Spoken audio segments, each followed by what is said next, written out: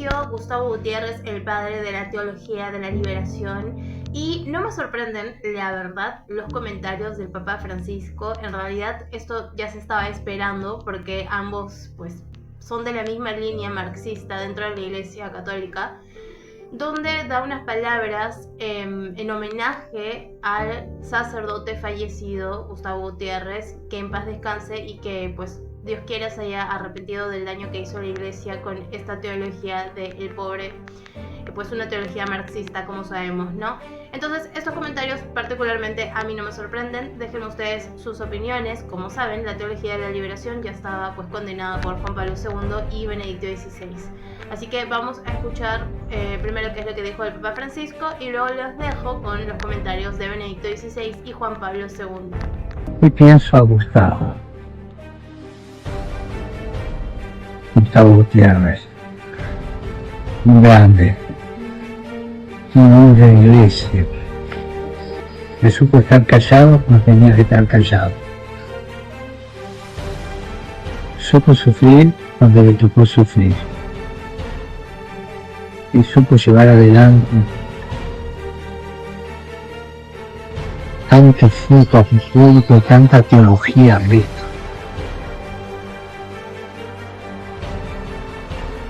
Pienso a Gustavo, todos juntos recemos por él.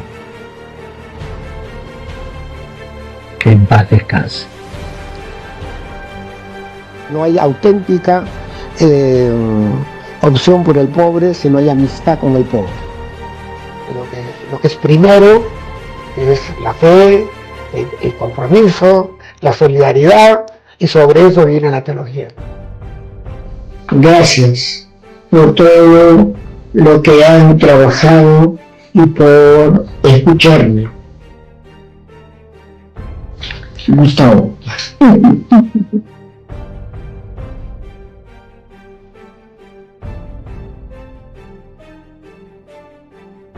Church in Poland is living its own life, and I suppose that is important for the church everywhere, to living its own life, to realize its own mission. The most important problem is atheism and Marxism, that is a anti-religious ideology and system. Des procédures que le cardinal Ratzinger utilise dans les années 80 pour mener un combat acharné contre les théologiens de la libération d'Amérique du Sud. Ces derniers se tiennent aux côtés des communistes pour combattre la pauvreté et la misère. Ils prêchent pour une église du peuple, placent Jésus au coude à coude avec Karl Marx et n'ont pas peur de s'approprier le mot « lutte des classes ». Pour la Curie, c'est un problème existentiel. Presque la moitié des catholiques vivent en Amérique du Sud, et un schisme entraînerait la fin de l'Église universelle. Le cardinal Ratzinger condamne, dans plusieurs décrets, les idées de la théologie de la libération. En ce qui concerne la théologie de la libération, nous avons tranché et affirmé qu'elle faisait fausse route. En effet, cette politisation de la théologie menait à celle de l'Église. Je tenais et tiens toujours cette politisation de l'Église comme quelque chose d'inconciliable avec la foi. Selon cette théologie, un chrétien ne peut adhérer qu'à un seul parti. Il ne peut agir politiquement que dans une seule direction. En fait, le salut de la planète ne viendrait plus du Seigneur, mais d'un engagement politique. Il faut rectifier tout ça.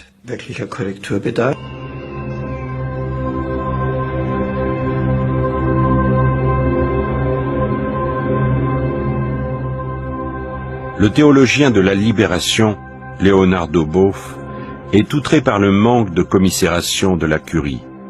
Dans son livre « Église, charisme et pouvoir », il compare même le Vatican au parti communiste de Staline. Un affront que le cardinal Ratzinger ne laisse pas passer. Boff est convoqué au palais du Saint-Office. Là, il refuse de se déjuger. La sentence ne tarde pas à tomber.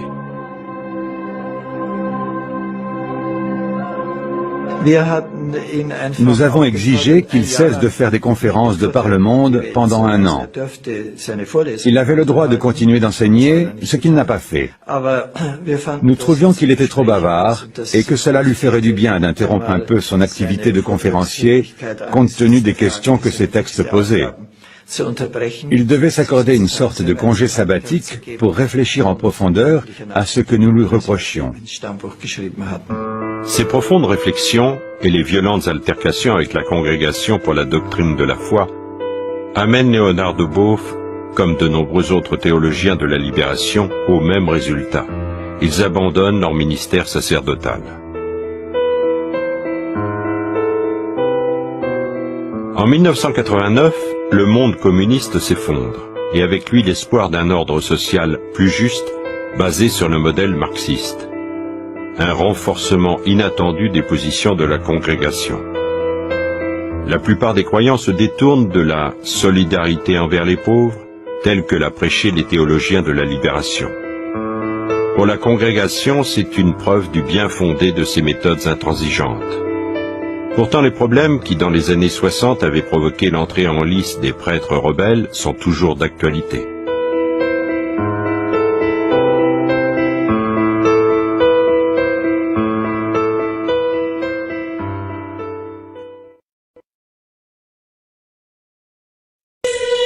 Tú eres Pedro, y sobre esta piedra construiré mi iglesia. La afirmación original de la autoridad del Papa. Esta frase no permite ninguna desobediencia. Si queremos tener fe, tenemos que ser capaces de obedecer. Me doy cuenta de que es muy duro hablar de obediencia en la iglesia de hoy. Pero quisiera destacar que pertenecemos a una iglesia en la que la obediencia es la base de la fe. Pero hay disidencia entre la iglesia y sus miembros. La ordenación de nuevos obispos por parte del Papa topa con el rechazo y la resistencia de los fieles. En Viena, las fuerzas del Estado tienen que abrir paso para que el nuevo obispo elegido, un conservador, pueda llegar a la iglesia.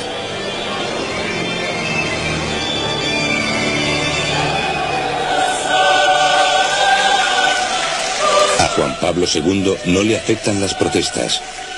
Quiere hombres que piensen como él. Los obispos son nombrados por el Papa, no elegidos por la gente.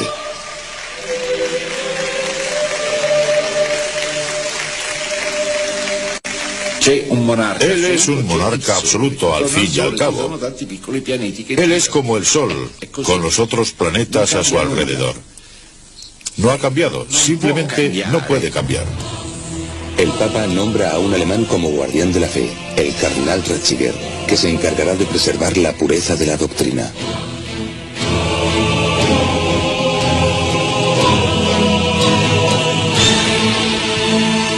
Su organización era conocida con el nombre de Inquisición General. Sus viejos archivos se encuentran en los sótanos del Vaticano. Incluso hoy, su objetivo es eliminar toda herejía. Diría que nadie debe ser intimidado innecesariamente, pero tampoco hay que tomar un sendero que esté fuera de la ley. La preservación de la verdadera identidad es muy importante. Todos deben saber qué es ser católico y qué no lo es. Debe ser un proceso interno, sin fanatismo, pero como he dicho, tiene que haber una ley. También existía una tendencia lógica y legal, pero no exenta de problemas para el Vaticano: la teología de la liberación en Latinoamérica. El Papa visita el continente 13 veces y manifiesta su apoyo a los derechos humanos. Sin embargo, acusa a los teólogos de la liberación de ir por el camino equivocado. El Papa es muy estricto a la hora de llamar a sus líderes al orden.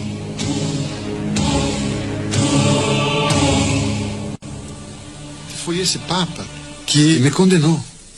El Papa me sentenció al silencio.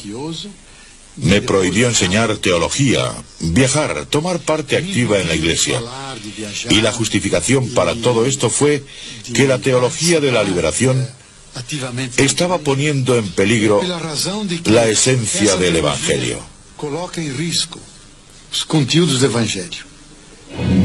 Latinoamérica, un continente que ofrece un gran contraste entre ricos y pobres. ¿Qué respuesta tiene el Evangelio para esto? ¿Se les permite a los cristianos usar la violencia para evitar la injusticia? Algunos sacerdotes y teólogos afirman que sí, pero Juan Pablo II recuerda el ejemplo de Cristo. Usad las palabras y no la violencia.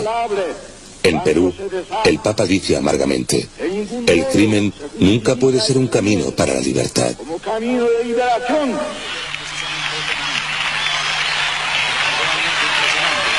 Los teólogos de la liberación basan sus ideas en Marx y Lenin. Esta es la causa de los problemas. Yo creo que mucho de eso se debe naturalmente a la experiencia personal de Juan Pablo II, ¿no? Es alguien que viene de un país de régimen comunista, que pudo ver de cerca entonces opresiones, injusticias, maltratos, faltas de libertad que se daban en su país, y entonces viene mucho de esa experiencia directa. El Papa polaco conoce el comunismo y su método de funcionamiento. Tiene seguidores en este edificio de Roma, el centro del Opus Dei, la obra de Dios. El Papa es una figura muy admirada aquí. El día anterior a su elección, Karol Wojtyła oraba ante la tumba de Escrivá, el fundador del Opus Dei. Los críticos lo consideran una orden secreta dentro de la Iglesia y le acusan de una excesiva lealtad al Papa.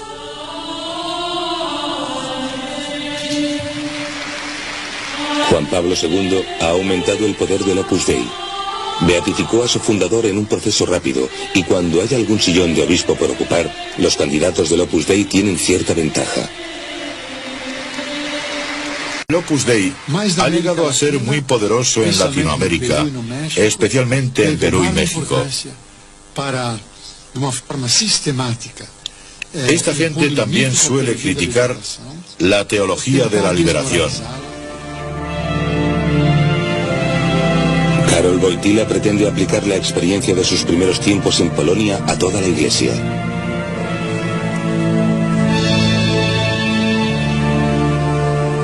Cree que la Iglesia debe protegerse de todas las aberraciones de nuestro tiempo, sea cual sea su origen.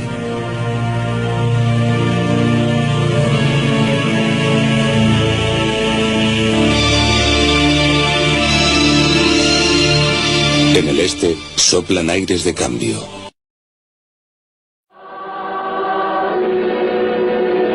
La teología de la liberación nació fundamentalmente en los países de Latinoamérica como Brasil, Perú o El Salvador, donde la causa del pobre y la situación de muerte injusta preocupa a todos aquellos teóricos de la teología que viven directamente estas situaciones. A primeros de septiembre, Leonard Boff, un franciscano brasileño, fue llamado a Roma para explicar algunos puntos de los expuestos en su último libro titulado Iglesia, Carisma y Poder. Tanto él como el peruano Gustavo Gutiérrez o el salvadoreño John Sobrino han visto sus escritos analizados con lupa por el cardenal alemán Joseph Ratzinger, prefecto de la Sagrada Congregación para la Doctrina de la Fe, antiguo Santo Oficio. Sobre la teología de la liberación, el Papa ha dicho que la Iglesia debe defender la causa del pobre, pero que para ello no es necesario ningún apoyo en la filosofía marxista.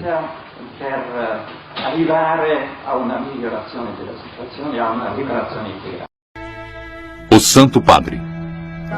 Suas viagens em países da língua espanhola foram sempre politicamente incômodas. Em sua primeira viagem à América Latina, ele deixou os líderes da igreja atônitos, denunciando a liberação da teologia da libertação. A teologia da libertação mistura catolicismo com atividade marxista. Muitos na América Latina viram isso como uma forma de sair da pobreza e impotência, mas para o Papa João Paulo isso foi contrário à missão espiritual da Igreja, e líderes que continuaram apoiando isso foram substituídos. O confronto mais direto entre o Papa e os líderes de esquerda foi em Nicarágua, em 1983. Na chegada, ele repreendeu um padre que havia se recusado a deixar o governo. Mas o pior atrito foi mais tarde. O altar para a missa estava cheio de imagens revolucionárias, mas um símbolo estava faltando de propósito. Não havia uma cruz.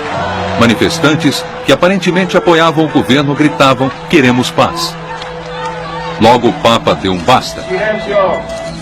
Silêncio, ele exigiu. La primera que quiere la paz es la Iglesia. A primeira que quer a paz, ele disse, é a Igreja. Ele foi tratado com mais respeito em 1996, quando voltou a Nicarágua, agora com uma administração mais cordial.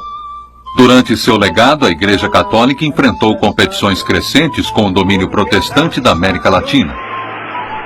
Mas boas-vindas calorosas eram uma norma em países de língua espanhola e em comunidades de língua espanhola. Em resposta, ele sempre pedia um compromisso maior com a Igreja. Foi isso que ele disse aos devotos de San Antonio, Texas. Me llena de gozo el saber que el número de los sacerdotes religiosos y religiosas hispanos va en aumento, pero aún son necesarios mucho más. Jóvenes hispanos, ¿sentís la llamada de Cristo?